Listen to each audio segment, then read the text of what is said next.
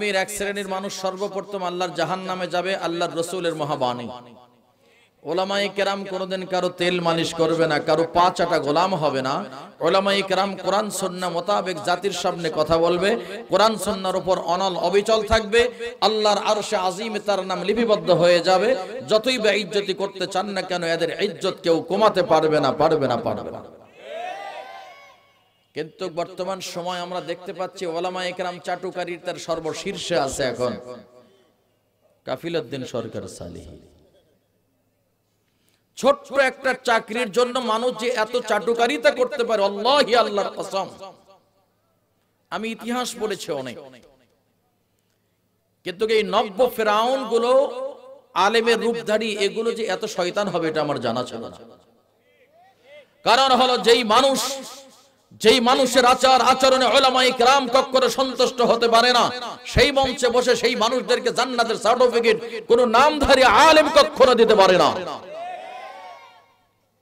এজন্য মনের কথা আপনার সঙ্গে বলতে চাই। মনের কথা বলতে গেলে আপনাকে মনের মানুষ হতে হবে আমার সাথে। প্রিয় ভাই, আপনি কি মনের মানুষ হতে পেরেছেন? আল্লাহ কবুল করুন। সম্মানিত দিনী ভাই, ইসমাইল শহীদ রহমতুল্লাহি আলাইহির কথা বলছিলাম। উনি বয়ান শোনার জন্য ভাঙ্গা সাইকেল নিয়ে বেরিয়েছে, পাকিস্তানের বের হয়েছেন। উনি আব্দুল মাজিদ নাদিম সাহেবের বয়ান শুনবেন।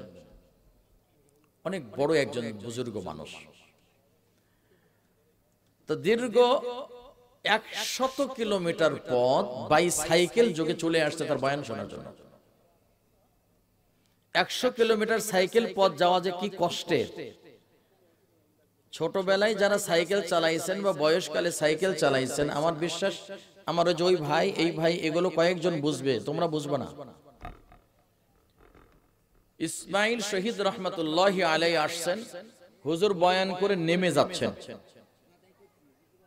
ঠিক ওই সময় উনি বললেন, আব্দুল মাজিদ নাদিম সাহেব কি বয়ান করেছেন? হুজুর কি বলছেন? তো বললেন যে কেন? বলে আমি তো 100 কিলোমিটার পথ সাইকেল চালাই আসছি তার বয়ান শোনার জন্য। আমার মনটা খান খান করতেছে তার পাক জবান থেকে কিছু বয়ান শুনবো। আব্দুল মাজিদ নাদিম সাহেব উনি 3 ঘন্টা বয়ান করে নেমে যাচ্ছেন। উনি ওখান থেকে আর সিঁড়িতে পা না দিয়ে উঠে এসে আবার মঞ্চে বসে বললেন, এমন শ্রোতা যদি একজন হয় আমি একজনকে আরো 3 ঘন্টা বয়ান শোনাবো। আমি শুরুতেই ওয়াজটা এই জন্যই করলাম যে উপস্থিতির সংখ্যা যদিও বা কম হন, আলোচনা শোনার যদি একাগ্রতা আন্তরিকতা যদি আপনার থাকে, মনোযোগ থাকে, তাহলে অল্প মানুষটা কি আমি মনে করছি 10,000 মানুষ আমার সামনে বসা। প্রিয় ভাই দেখুন, ওয়াজ মাহফিল সব জায়গায় গিয়ে ওয়াজ পাবেন না, কিছু আওয়াজও পাবেন, কিছু সুরও পাবেন। দুঃখ আর পরিতাপের বিষয়, আজ থেকে 10, 15, 20 বছর 25 বছর আগে সুর ছিল না, শুধু গল্পের সুরে বয়ান করতেন, তখন নূর ছিল। আমি তো বুঝাইতে পারছি না আপনাদেরকে। তখন সুর ছিল না, ছিল নূর। তখন বক্তা হতে গেলে পরহেজগার হওয়া শর্ত ছিল, বক্তা হতে গেলে আলেম হওয়া শর্ত ছিল, বক্তা হতে গেলে দিনদার হওয়া শর্ত ছিল। যার কারণে মানুষ আগে 20-30 কিলোমিটার পথ দূর থেকে হেঁটে হেঁটে বয়ান শুনতেন। আর যেই মানুষ বয়ান শুনতেন সে আল্লাহর রসুলের এবং আল্লাহর প্রেমে পাগল হয়ে যেত। আর এখন সুর আছে, নূর নাই, ঢনঢন করে বাজতেছে, এখন গায়ক ও বক্তা হয়ে গেছে। প্রিয় ভাই, এজন্য কোরআন সুন্নাহর বাস্তবতার নিরিখে আমি তাফসীর করতে চাই। আমি আরো দুটি কথা পরিষ্কার হয়ে যায়। তাফসীর ক্লাস আমি আপনাদের সামনে করছি। এই মুহূর্তে রাসূলের ভাষায় আপনারা হচ্ছেন তালিবুল ইলম, ছাত্র, আর আমি ছোট্ট মানুষ, কিছু সময়ের জন্য মুদাররিস, উস্তাদ, আমি প্রফেসর। আমি আপনাদের তাফসীর ক্লাস করছি। আল্লাহর রাসূলের ভাষায় তালিবুল ইলম, আপনাদের ইজ্জত এবং সম্মান রাসূল কতটুকু দিয়েছেন? রাসূল বলেন তালিবুল ইলমের ইজ্জত আর সম্মান, এই পৃথিবীতে সর্বশ্রেষ্ঠ মানুষ তালিবুল ইলম। যারা ইলম তলবরত অবস্থায় ইন্তেকাল করলে কোরআনের পাতাগুলি তাদের কাপড়ের কাপড় হয়ে যায়, এবং এরা যতক্ষণ পর্যন্ত বসে থাকে আল্লাহর রহমতের ফেরেশতা চতুর্দিক থেকে নূরের ডানা দিয়ে তাদেরকে বেষ্টন করে ফেলে দেয়। ইয়াহমাদুনাক ওয়া ইয়াযকুরুনাক ওয়া ইউসাব্বিহুনাক। পয়গম্বর বলেন যখন কোন মাদ্রাসার ছাত্র ছাত্রী হয়, ওই জায়গার মধ্যে যত ছাত্র থাকবে, যেমন আপনারা বসে গেছেন পর্দার অন্তরালে মা বোন, তারা ছাত্রী হয়ে গেছে, যতক্ষণ পর্যন্ত বসে আছেন আপনি শুরুতে আলহামদুলিল্লাহ বলেছেন, রাসূলের প্রতি দরুদ পাঠ করেছেন, সুবহানাল্লাহ আল্লাহু আকবার যদি বলা হয়, পয়গম্বর বলেন এই মানুষগুলো তালিবুল ইলম মাদ্রাসা, এখন ব্রাহ্মণ মাদ্রাসায় আপনি বসে গেছেন, এই বক্তব্য দিবার পর এত সুন্দর তাসবিহ পাঠ করার পর এখন আপনি রাস্তা দিয়ে আসতেছেন, মেলার মধ্যে যেই ভাইয়েরা আড্ডা দিচ্ছে, রাস্তার মধ্যে ঘোরাফেরা করছে, মনে পড়ে গেল চলো চলো শামীম ওসমানী এখন বয়ান শুরু করেছেন, চলো যাই। এতক্ষণ পর্যন্ত যত অন্যায় করেছি, গুনাহ করেছি, আর কোনোদিন অন্যায় করা যাবে না, গুনাহ করা যাবে না, এই বলিয়া মেলা ত্যাগ করলেন, বাজার ত্যাগ করলেন, দোকানপাট ত্যাগ করলেন, রাস্তাঘাট ত্যাগ করে মাহফিলের মধ্যে বসে গেলেন। পয়গম্বর বলেন যখন এই জিনিসগুলো ত্যাগ করে মাদ্রাসার অর্থাৎ মাহফিলের বরাত যখন শুনবে আর বরকত নেবার মাকসাদ উদ্দেশ্য লক্ষ্য নিয়ে যখন বসে যাবে, আল্লাহ পাক বলেন আমি ঠিক ওই মাহফিলটা তদন্ত করার জন্য আমার স্পেশাল ফেরেশতা সেখানে পাঠিয়ে দেই। এখন প্রশ্ন হলো হুজুর এর যুক্তি কি? গণপ্রজাতন্ত্রী বাংলাদেশ সরকারের মাননীয় প্রধানমন্ত্রী কাহালুতে কোন প্রোগ্রাম করবেন, সরাসরি হেলিপ্যাড নিয়ে বা রাস্তা বাই রোডে উনি আসবেন না, আগে গোয়েন্দা রিপোর্ট আগে নেবেন, দেখো আমার জন্য নিরাপদ কিনা, কথা বলেন না কেন, কয়েক স্তরের নিরাপদ, নিরাপত্তার বলয়ে চতুর্দিক থেকে যখন বেষ্টন করে ফেলেছে, মানুষের বানানো তথ্য প্রযুক্তি ডেটাস্কোপ দিয়ে সুন্দর করে খোঁজাখুঁজি করছে, কোন জায়গায় বোম আছে না নাই, কোথাও কোন দিক থেকে তাকে হত্যা বা আক্রমণ করতে পারে এমন কোন সুড়ঙ্গ আছে কিনা। এরপরে অবিশ্বাস হলো না, ডিবিকে পাঠাইলো, ডিবির তদন্ত রিপোর্ট 100 ভালো, পছন্দ হয় নাই, এনএসআই কে বলেছে তোমরা তদন্ত রিপোর্টটা আমাকে দাও, ভয় আছে না নাই, তদন্ত রিপোর্ট দেওয়া হলো, পুলিশ, বিজিবি, র‍্যাব কে পাঠানো হলো, ও force RAB, rapid action battalion RAB, তোমরা যাও, তোমরা দেখো আমার জন্য উপযোগী কি না।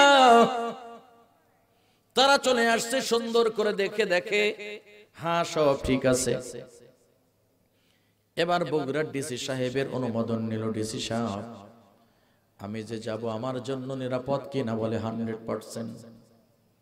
চতুর্দিক থেকে সবাই বেষ্টনের নিরাপত্তার বেষ্টনে সে ফেলেছে, কথা বলেন না কেন। দুনিয়ার একটা প্রধানমন্ত্রী, ছোট্ট বাংলাদেশের ভূখণ্ড 56 মাইল বর্গ মাইলের একজন প্রধানমন্ত্রী, ওনার নিরাপত্তার জন্য এত সুন্দর নিরাপত্তার চাদরে চতুর্দিক থেকে ঢাকা। আর এই পৃথিবীতে আল্লাহ পাক পৃথিবীর মানুষ 3 ভাগে বিভক্ত করেছেন, উলামা, উমারা, আওয়াম।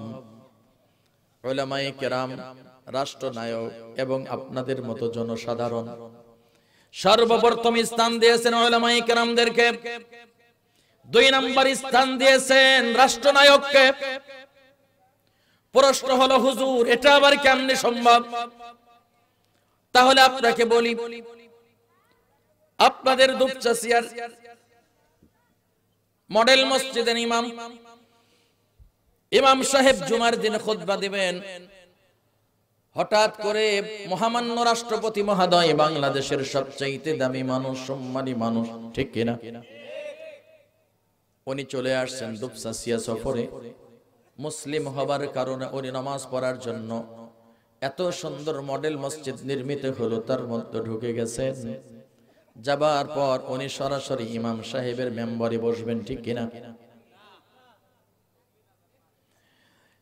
আমার বাংলাদেশের ভূখণ্ডের সর্বোচ্চ সম্মানের মালিক, সম্মানের অধিকারী রাষ্ট্রপতি মহোদয়, ওনার হিম্মত নাই ইমাম সাহেবের মেম্বারে বসতে পারে, কথা বলেন না কেন। ইমাম সাহেব তার মেম্বারে বসা, এখন দলের নেতা নেত্রী সেলা সামুন্ডা যত যা আছে আতি নেতা সোপাতি নেতা সবাই দাঁড়িয়ে গেল স্যার স্যার স্যার। ইমাম সাহেব তার আসনে সমেসীন, কথা বলে না। এবার রাষ্ট্রপতি মহোদয় সামনে গিয়ে আপনার কাতারে বসা। ইমাম সাহেব এবার ভাষণ শুরু করেছেন।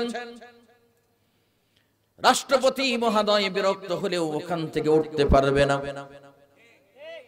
ইমাম সাহেব খুতবা কমপ্লিট করলেন, চিন্তা করলেন রাষ্ট্রপতি মহোদয় আমার পিছে ইক্তেদা করছে, কিন্তু রাষ্ট্রপতি মহোদয়ের পায়ে একটু ব্যথা, যার জন্য কয়েকদিন আগে সিঙ্গাপুর চিকিৎসা নিয়ে আসলো। এখন ইমাম সাহেব চিন্তা করলো পাইছি, এতদিন পরে যখন পাইছি সূরা তো আর ছোট দেওয়া যায় না, কারণ আমাদের সব জায়গায় বক্তব্য নিষেধাজ্ঞা আছে। কথা বুঝে থাকলে জোরে বলতে হবে, ঠিক কিনা? কারণ শামীম ওসমানের মাহফিল কয়েক ক্লস বন্ধ, মাহবুব সাহেবের মাহফিল বন্ধ, জিহাদের মাহফিল বন্ধ, অমকের মাহফিল বন্ধ, সরকারি বক্তা আসবে কয় চলবে। ইমাম সাহেব চিন্তা করলো পাইছি তোরে, লম্বা সূরা ইয়াসিন তেলাওয়াত শুরু করে দিয়েছে। ভাই তাহলে বুঝেন কি মজা। এখন রাষ্ট্রপতি মহোদয় শুধু কুসর মুসর করে। ইমাম সাহেব রুকুতে গিয়ে সুবহানা রাব্বিয়াল আযীম বলে, কিন্তু রুকুতে গিয়ে বেশিক্ষণ উনি থাকতে পারছেন না, কোমর খালি কট কট কট কট শুরু করছে। কিন্তু প্রিয় ভাই, এবার আপনার কাছে প্রশ্ন করি, সারা বাংলাদেশের সর্বোচ্চ পাওয়ারফুল এবং ক্ষমতাসীন সম্মানী মানুষ, মহামান্য নামটা শুরুতে উচ্চারণ করতে হয়, শুধুমাত্র রাষ্ট্রপতির ক্ষেত্রে মহামান্য প্রযোজ্য। এই মহামান্য রাষ্ট্রপতি মহোদয় এই একটা আলেম, একজন কোরআনী ব্যক্তিত্ব ইমামের পিছে ইক্তেদা করছেন। এবার আপনাদের কাছে প্রশ্ন করি, রাগ করে ইমামের আগেই যদি রুকু থেকে সোজা হয়ে খাড়া হয়ে থাকে, নামাজ হবে তো? আল্লাহু আকবার, আল্লাহু আকবার, আল্লাহু আকবার। রে মুসলমান, এই কথাটাই তো আপনাকে আমি বুঝাইতে চাইলাম। গণপ্রজাতন্ত্রী বাংলাদেশ সরকারের প্রধানমন্ত্রী বঙ্গবন্ধু কন্যাও যদি সাইটে মহিলাদের আসন আছে না মডেল মসজিদে, ওখানে নামাজ পড়ছেন, নিঃসন্দেহে উনি ইমামতি করবেন। কথা বলে না?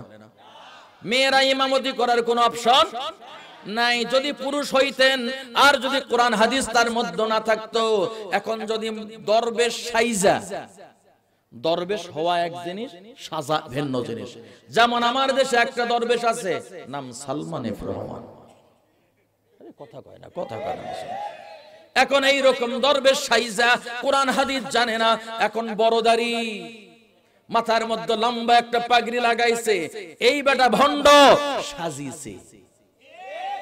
এখন ইনি যদি বক্তব্য দিবার চাই, আর এই ভাই যদি সামনে থেকে বলে, ভাই আপনি যেভাবে তেলাওয়াত করছেন আর যে খুতবাটা পড়ছেন, আল্লাহর রাস্তে মাপ চাই, আপনি বসেন, আপনি বসেন। পেছন দিক থেকে লোক কবে ঠিক ইজ্জত আছে না, যেকনা ছিল সেটাও গেছে। প্রিয় ভাই, পায়ে হাত দিয়ে বলি, কাউকে কটাক্ষ করার জন্য বা হাসির খোরাক আমি দেইনি। আল্লাহ পাক পৃথিবীর মানুষ তিন ভাগে বিভক্ত করেছেন। আমি এই তাফসীর শুরুতে আপনাকে একটু বোঝাচ্ছি, তারপরে তালেবুল ইলমের ব্যাখ্যা একটু পড়ে যাচ্ছি। এখন ইমাম সাহেব সুন্দর করে রুকু সিজদা করলেন, সিজদাতে গিয়ে সুবহানা রাব্বিয়াল আ'লা পড়ছেন। রাষ্ট্রপতি, মহামান্য রাষ্ট্রপতি এবং প্রধানমন্ত্রী পর্যন্ত ইমামের আগে রুকু অথবা সিজদা করতে পারবে না। মাসআলা হচ্ছে, ইমামের আগে মুক্তাদি রুকু অথবা সিজদা যদি করে, নামাজ নষ্ট হয়ে যাবে। তাহলে বোঝা গেল রাষ্ট্রপতি এবং প্রধানমন্ত্রী ইমামের কথা মানতে তারা বাধ্য। এবার আপনাকে বলি, মসজিদের মধ্যে মারামারি তো খুব চলে, অস্ত্র ঝনঝনানি, জায়গা নিয়ে গুতাগুতি। এখন ডানে বিএনপি, বামে জামাত, তারপরে আওয়ামী লীগ ক্ষমতাসীন, তিন পারের সবল প্রধানমন্ত্রী। এখন এই ব্যক্তি তিনবার ক্ষমতায় থাকার পর বাঁশের চাইতে কুঞ্চি যেমন মোটা বেশি হয়, এখন অনেক কথা কয় না। এত নিচে নামা লাগবে কেন? দুপচেছি এর মানুষ বোঝেন না। বুঝলে বুঝতেছেন, না বুঝলে কবরে গিয়ে বুঝবেন না। তাহলে এখন এই মানুষগুলো যখন ডানে বামে সামনে পিছনে সবাই মিলেমিশে দাঁড়াইছে, নাকি বলছে এই জামাতি তোকে তো হাইকোর্ট থেকে বাতিল করছি, তুই এখানে কেন? মসজিদে বলতে পারবে? ইমাম সাহেব বলবে এই থাপড়া 32টা দাঁত ফেল দেবো বেয়াদব, এটা তোর অফিস নয়, তোর দলীয় কার্যালয় নয়, আল্লাহর ঘরে কোনো মাস্তানি করতে পারবি না।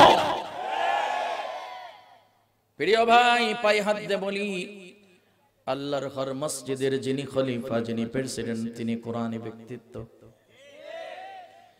খলিফা হয় দুই প্রকার, একটা হলো আল্লাহর আর একটা হয় শয়তানের।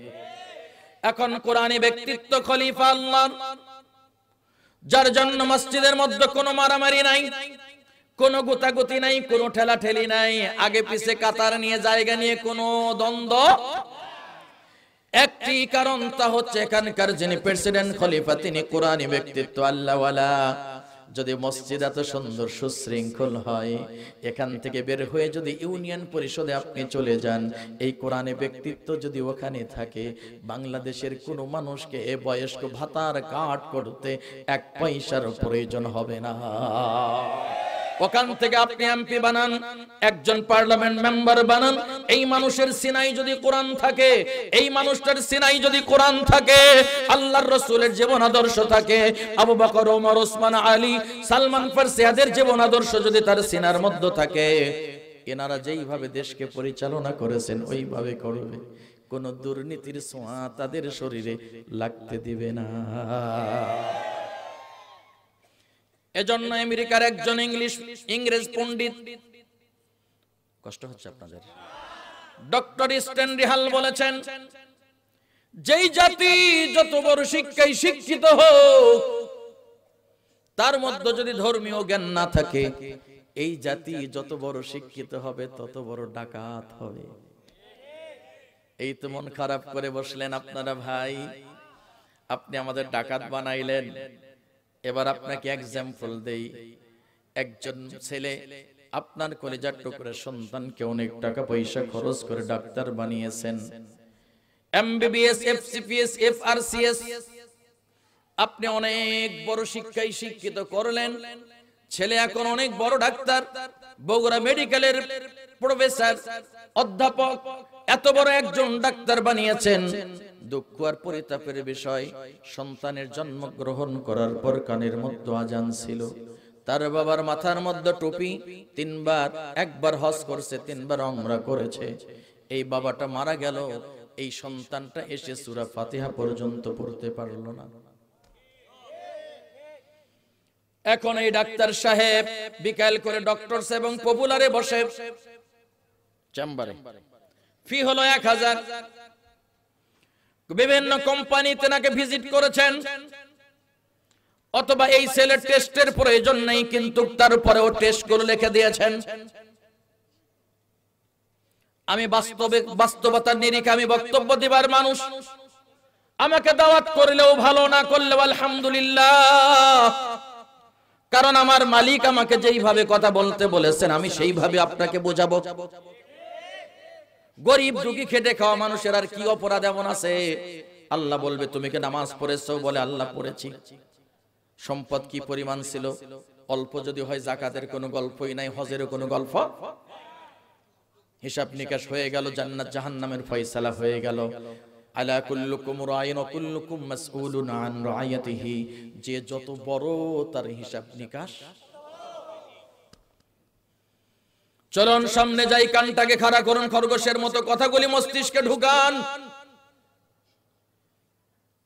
যেগুলো বাজে কোম্পানিগুলো ভিজিট করছে, তাদের মেডিসিন গুলো লিখতেছে, কাজ করছে না, তারপরেও মোটা অঙ্কের টাকা পায়, মাহিনা পায়।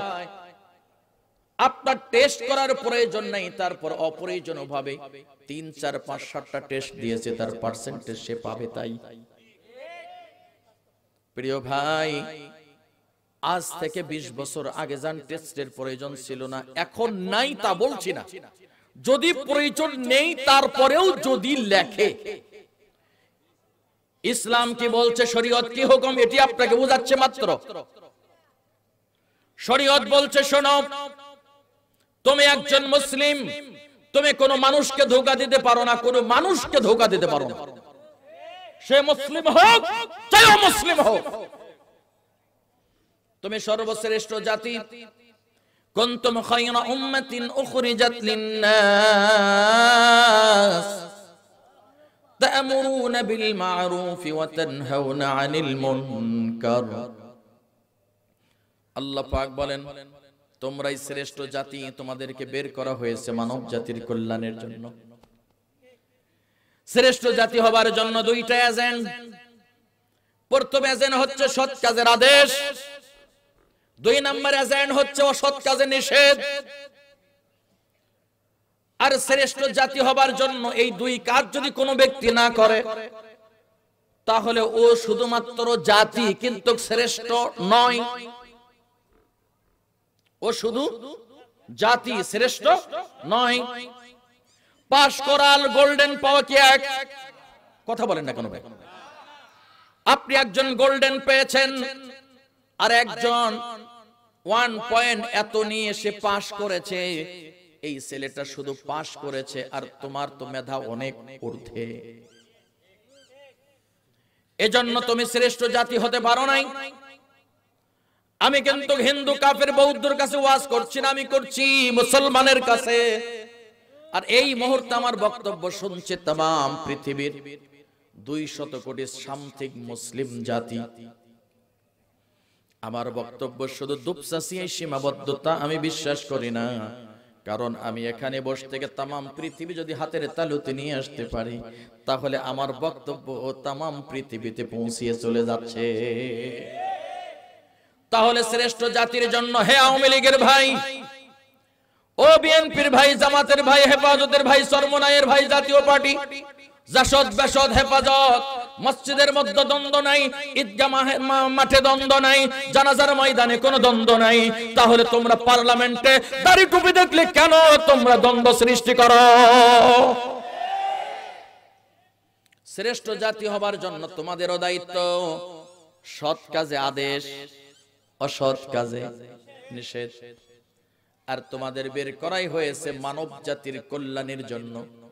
এখন ডাক্তার সাহেব, আপনি অপ্রয়োজনীয় ভাবি যে আপনি টেস্ট গুলো দিলেন,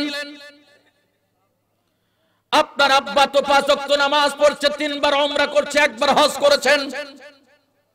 রব্বানা আরিনাল্লাযীনা আযাল্লানা মিনাল জিন্নি ওয়াল ইনস নাজআলহুমা তাহতা আকদামিনা লিয়াকুনা মিনাল আসফালিন। এটা 4 ব্যবস্থা করবেন ভাই। প্রতিটি পিতামাতাকে আল্লাহ পাকের দরবারে জিজ্ঞাসিত হতে হবে। এবার বাবারা সাবধান, বাবারা সাবধান। মনে করছেন আমার সন্তান করছে আমার কি? আহা, আপনার সন্তান কিভাবে হঠাৎ করে রাতারাতি 2-1 বছরের মধ্যে কোটিপতি বনে গেল? আপনার সন্তান কিভাবে প্রত্যেক দিন কেজি কে কেজি মুরগির গরুর গোশত নিয়ে আসে? আপনি তো খাচ্ছেন, কখনো কি প্রশ্ন চিনি কম? কখনো কি আপনি প্রশ্ন করেছেন? আপনার সন্তান অন্যায় ভাবে মানুষের বিরোধিতা করছে, কথা বলেন না কেন? আপনার সন্তান কোরআন বিদ্বেষী মানুষের পক্ষে স্লোগান দিচ্ছে। আপনার সন্তান নামাজ পড়ছে না, মেডিকেলে চান্স নেবে, বুয়েটে চান্স নেবে, ক্যাডেটে চান্স নেবে বলেই বাচ্চা রাত 12টা পর্যন্ত পড়ে। এই বাবা মা সন্তানকে ফজরের সময় ডাকে না, বলে বাবা ডাকা যাবে না, সন্তান সারা রাত মেহনত করে পড়ছে, এখন ডাকলে কষ্ট পাবে।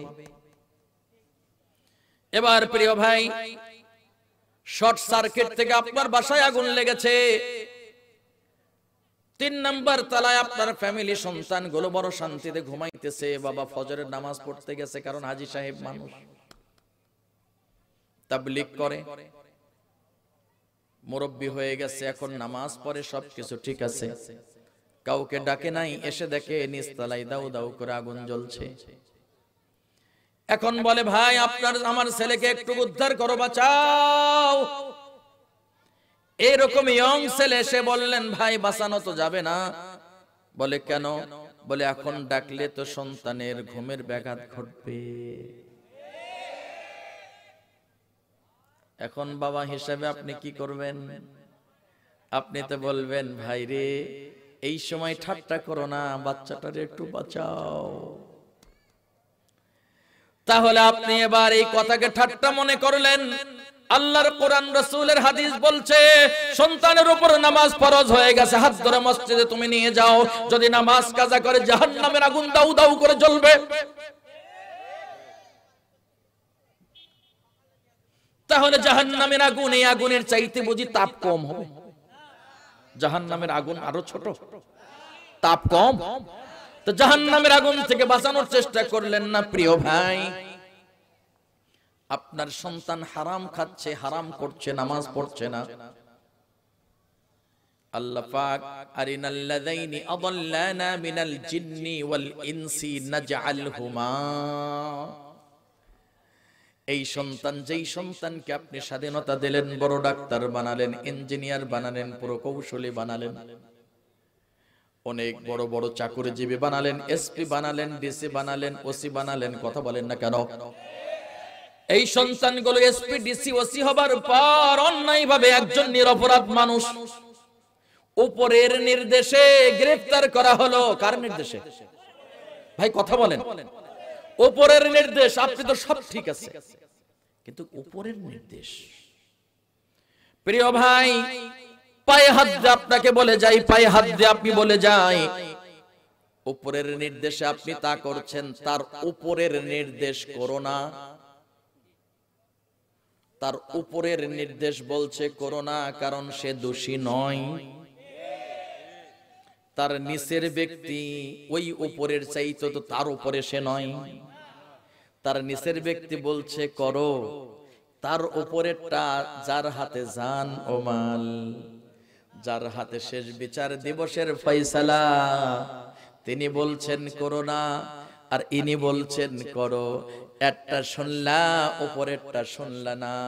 সে এবার ডাক দে বলবেন আসো আসো, আলাইসাল্লাহু বিআহকামিল হাকিমিন। আল্লাহ বলবেন এই দুনিয়ার বিচার বিচার নয়, আমি আল্লাহ হলাম শেষ বিচার দিবসের মালিক। আমি আল্লাহ সেদিন যখন বিচার আসনে বসবো, তোমাকে ডাক দিব, সেদিনও উকিল থাকবে, ব্যারিস্টার থাকবে, তারা ওকালতি করবে।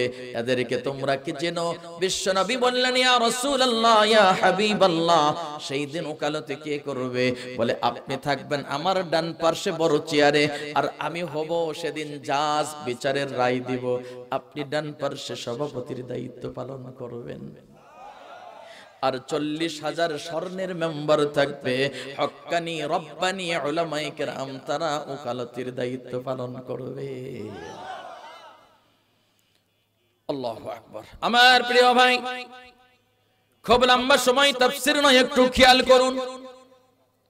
তাহলে আমার সন্তান যদি অন্যায় করে, তাহলে বাবা মার বিরুদ্ধে আল্লাহ পাকের বিচারিক আদালতে মামলা করছে। আপনি যেই বিবিকে ব্যক্তি স্বাধীনতা দিয়েছেন, আপনার স্ত্রীকে যেই ব্যক্তি স্বাধীনতা দিয়েছেন, ওগো কি বলে একটু দুপচাচিয়া মার্কেটে যাব, যাও। ঘরের ভেতর সুন্দর সাজুগাজু হইয়া ফোনে যোগাযোগ হয়ে গেল, এই তুমি কই? আমি তো এখানে। জান আজকে একটু আসো না, একটু দেখা হবে না, আসো প্লিজ, কতদিন দেখি না। আরে ছেলেরা কথা বলে না কেন? এগুলো তোমাদের হয় না বুঝি? আমার প্রিয় ভাই, এই যুবকেরা তোমরা শোনো, যেই মেয়ের পিছে তুমি চ্যাট করছো, নেট কিনে দিচ্ছ, টাকা দিচ্ছ, গিফট করছো, অনেক কিছু করছো, 1 বছর 2 বছর 3 বছরের পুরাতন প্রেম, ওগো জান তোমাকে সারা চোখে ঘুম আসে না। এত সুন্দর সুন্দর বাণী তুমি লিখে দাঁড়াও, বাণী সুন্দর করে লিখেছো, সব ঠিক আছে। এখন বিয়ের ঢনঢনানি বাজতেছে, ঝনঝন করে বিয়ের বাজনা বাজতেছে। এবার তুমি প্রস্তাব দিলে তোমার জন্য 3টি বছর আমি নিজের জীবনকে শেষ করে দিলাম। জান খবর কি? বলে দেখো তোমার সঙ্গে আমার ব্রেকআপ সম্ভবত হয়ে যাবে। মন খারাপ করো না জান, মাফ করে দাও। কারণ হলো তার বাবা চাই চাকরিজীবী, নইলে টাকাওয়ালা।